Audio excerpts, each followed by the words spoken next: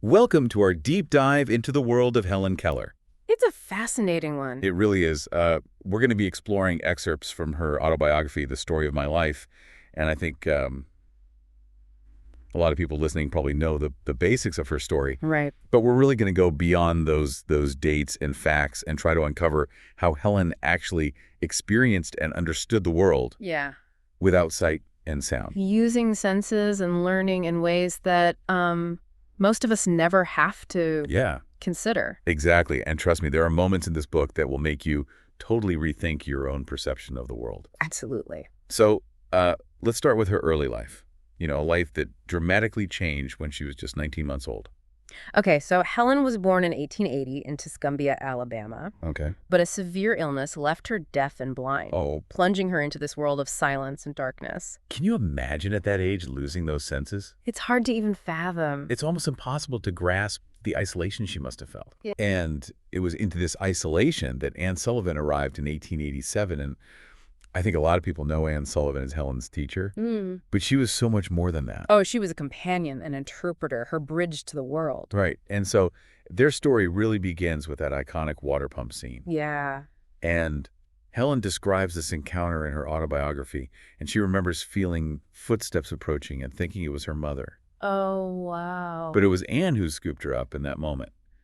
Helen says this marked the beginning of her true life. It's amazing how one person can have such a profound impact. Absolutely.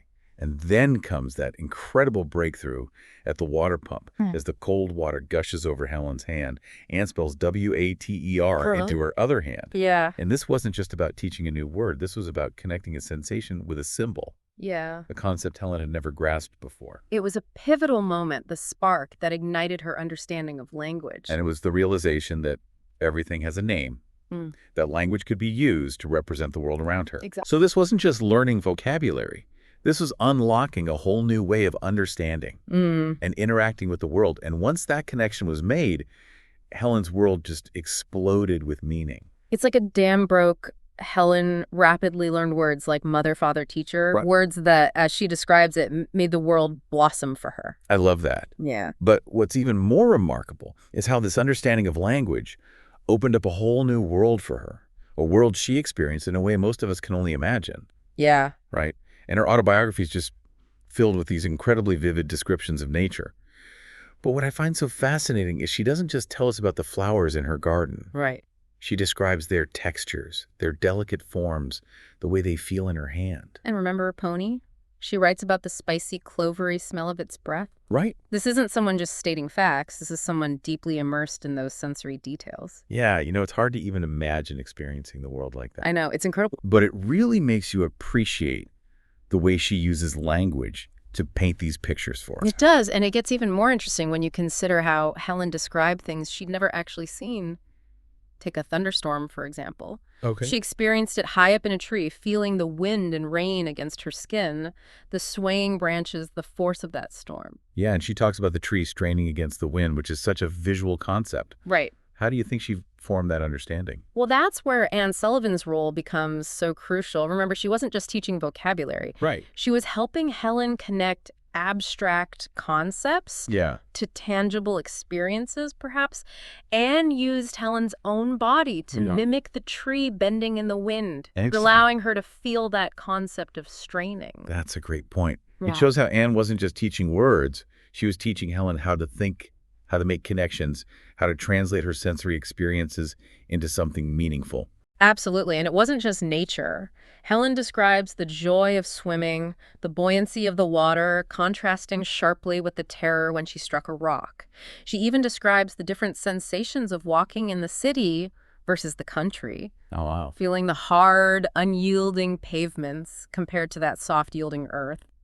These descriptions really challenge our assumptions about perception, don't they? They do. It makes you think about how much we rely on sight Yeah. and how much we might be missing by not engaging our other senses fully. Absolutely. And it brings us to another fascinating aspect of Helen's journey, her incredible thirst for knowledge and her pursuit of communication. Despite the obstacles, Helen was determined to learn and to express herself. And that determination led her to conquer some incredible challenges. I mean, think about it. She learned to read Braille, to write, and even to speak. It's amazing. But she also faced a major hurdle that tested her spirit.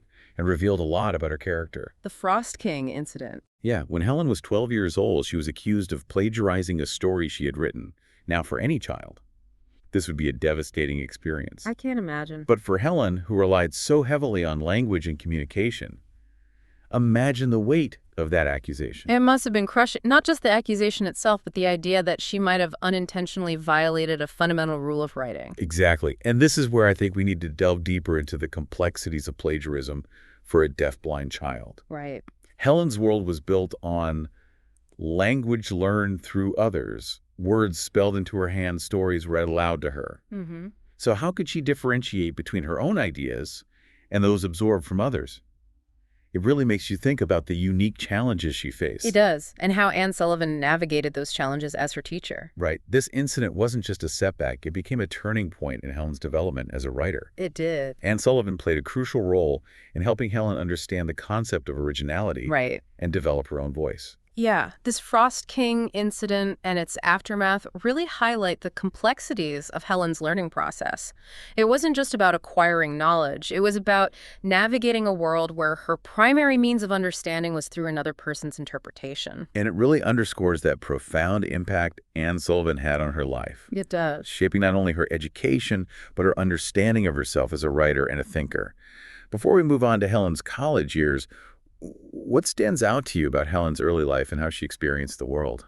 Well, what strikes me is how those early experiences, those challenges she faced really seemed to fuel her intellectual curiosity. Yeah. It's like her inability to experience the world in conventional ways ignited this burning desire to understand its complexities. It's like she was determined to prove that limitations, even those as profound as deafness and blindness, couldn't confine the human spirit. Right. Or the thirst for knowledge. Absolutely. And that brings us to a truly remarkable chapter in Helen's life, her time at Radcliffe College. Yeah. Attending college was a significant achievement for anyone in the early 1900s. Right. But for a deaf-blind person, it was practically unheard of. Unheard of. It makes you wonder, how did she even begin to navigate the world of academia? Yeah. A world so heavily reliant on lectures, discussions, and written texts? Well, this is where Anne Sullivan's role becomes even more crucial. Remember, she wasn't just a teacher. She was Helen's interpreter, her bridge to this world of ideas. Right. She attended classes with Helen spelling the lectures into her hand, Wow. translating this complex academic language into something Helen could grasp. Imagine trying to understand the nuances of a philosophy lecture through someone else's fingers. It's mind-boggling. It's mind-boggling. But Helen wasn't just passively absorbing this information. Right. She was actively engaging with these ideas, wrestling with big questions about life, death, the meaning of existence. So she wasn't just trying to keep up with her studies. No. She was grappling with the same fundamental questions that philosophers have pondered for centuries. Did her deafness and blindness influence her perspectives on these matters? That's a fascinating question in her autobiography. Helen shares her inquiries about the origin of life and death, her reflections on God and religion sparked by conversations with others, Okay. and her definition of love, which she describes as what everyone feels for everyone else. It's so simple yet profound. Yeah. It makes you wonder if her unique sensory experiences shaped her understanding of these abstract concepts. It's as if she was able to tap into a deeper level of understanding unconstrained by the limitations of sight and sound. Precisely. And this underscores a point that Helen makes in her autobiography. Knowledge, true understanding, goes beyond just sensory input. It requires an active mind, a willingness to question, to explore, to connect ideas. This makes me think about the Frost King incident again. Right. If knowledge is more than just sensory input, then what does that mean for someone like Helen, whose world was so heavily shaped by the language and interpretations of others? Right. Did that experience influence her approach to learning and knowledge? I believe it did. The Frost King incident forced Helen to confront the complexities of originality and authorship, particularly for someone who relied on others to access language and information. It likely made her even more aware of the need to actively engage with ideas, to synthesize information, to form her own conclusions. So this wasn't just a setback for Helen. It was a crucial step in her development as a thinker. Absolutely. And it highlights that incredible role Anne Sullivan played, not just as a teacher, but as a guide, helping Helen navigate these complex intellectual waters. Absolutely. Without Anne Sullivan, it's unlikely that Helen Keller would have achieved all that she did. Their story is a testament to the power of human connection and the transformative potential of education, but it's also a story about the resilience of the human spirit, the ability to overcome seemingly insurmountable obstacles and achieve extraordinary things. It's inspiring to say the least. Now, we've talked a lot about Anne Sullivan's role as Helen's teacher and interpreter, but I think it's important to recognize that their relationship was far more profound than that it was a true partnership, a shared journey of learning and discovery.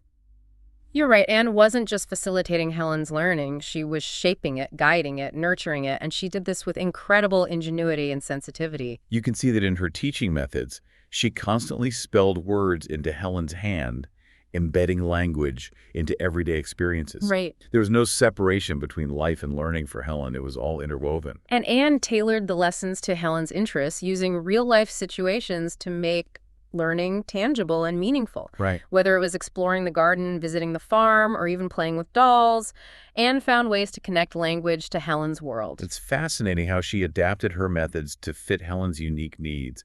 Can you give us some specific examples of how Anne tailored these lessons? Certainly, let's take the garden, for instance. Instead of just telling Helen the names of flowers, Anne would encourage her to explore the textures, the scents, the shapes of each flower. She would help Helen connect those sensory experiences to the words that represented them. So it wasn't just about memorizing vocabulary. Yeah, It was that. about creating a multisensory experience that made those words come alive for Helen. Exactly, and the same principle applied to other lessons when teaching about animals. Anne would take Helen to the farm, allowing her to interact with the animals, feel their fur, smell the hay. It's like Anne was building a bridge between Helen's sensory world and the world of language and concepts. That's a great way to put it. Anne was a master weaver, taking the threads of language and experience and creating this intricate tapestry of knowledge and understanding for Helen, and it's clear that her dedication and innovative techniques had a profound impact on Helen's development. It makes you wonder, what can we learn from Anne Sullivan's approach, even those of us who aren't educators? Can we apply some of these principles in our own lives, in the way we learn and communicate? Absolutely. Anne's approach reminds us that learning is most effective when it's engaging multisensory and connected to real-life experiences. It encourages us to think creatively about how we approach new information, how we make connections, and how we translate abstract concepts into something meaningful. It's a powerful message, and it leads us to a question that's been lingering in my mind throughout this deep dive. If Helen Keller could learn and thrive without sight and sound, what does that tell us about the limits of human potential? What's possible for the rest of us, even with our perceived limitations? We'll explore this question further when we return for the final part of our deep dive into Helen Keller's world. Yeah, it really does make you kind of stop and think, if Helen Keller could achieve so much overcoming such profound challenges, what does that say about the potential that lies within each of us? I think it's a really powerful reminder that limitations are often self-imposed. Yeah. Helen Keller could have easily succumbed to the darkness and the silence that surrounded her, but she chose a different path. She chose to embrace learning to connect with the world in ways that most of us wouldn't even imagine. And she did it all with a sense of joy and wonder that really shines through in her writing. It's like she never lost that childlike curiosity, that eagerness to explore and understand the world around her. That's what makes her story so inspiring. It's not just about overcoming adversity, it's about embracing life with a sense of purpose and passion, regardless of the obstacles that we face. Now, we've talked a lot about Helen's sensory experiences, her thirst for knowledge, and her remarkable relationship with Anne Sullivan.